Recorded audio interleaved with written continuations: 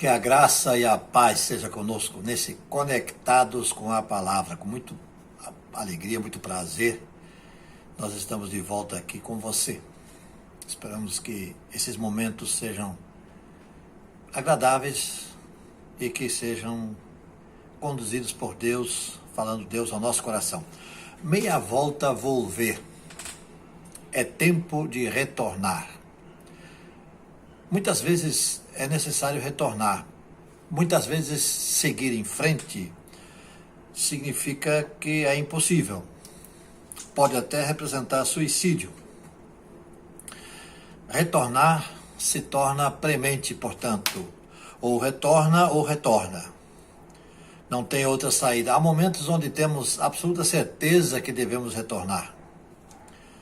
Mas não pode ser possível às vezes. Ou seja, às vezes naquele momento não é possível. E sim um pouco mais adiante. Um pouco à frente. A exemplo de quando estamos trafegando numa pista, numa rodovia, especialmente as chamadas duplicadas, né?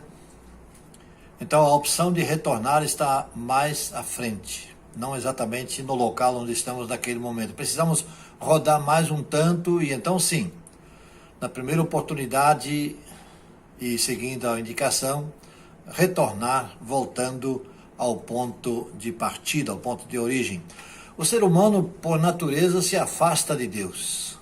O pecado faz a separação entre Deus, o santo Deus, e o ser humano pecaminoso. E o ser humano está sempre seguindo um caminho que o leva direto à perdição, isso naturalmente falando.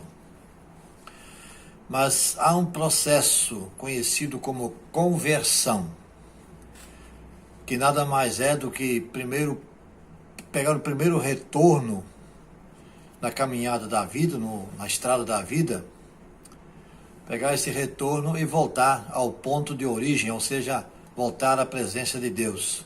E quando nós observamos o mundo e para onde o mundo caminha, nós temos na Bíblia a palavra inspirada por Deus, um alerta e uma orientação.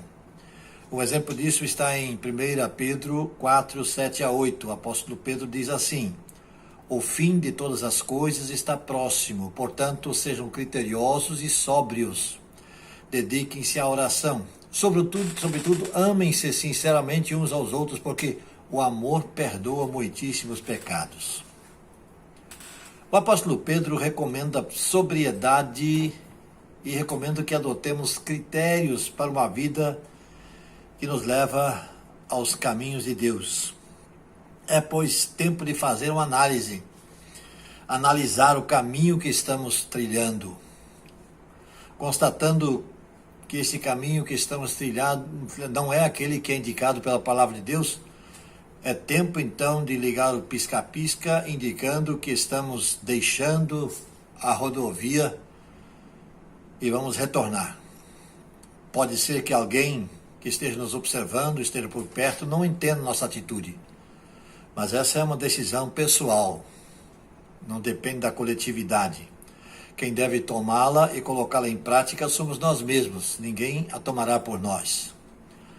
Tal atitude é válida tanto para quem está no caminho da perdição e precisa tomar a decisão de voltar para Deus, como para quem já tomou essa decisão no passado, mas se encontra por algum motivo em algum caminho equivocado e precisa retornar ao caminho certo, ao caminho do Senhor.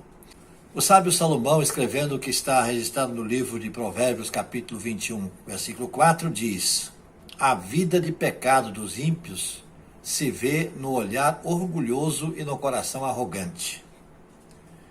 Você percebeu bem? A vida de pecado dos ímpios se vê no olhar orgulhoso e no coração arrogante. É desse tipo de caminho que precisamos nos livrar.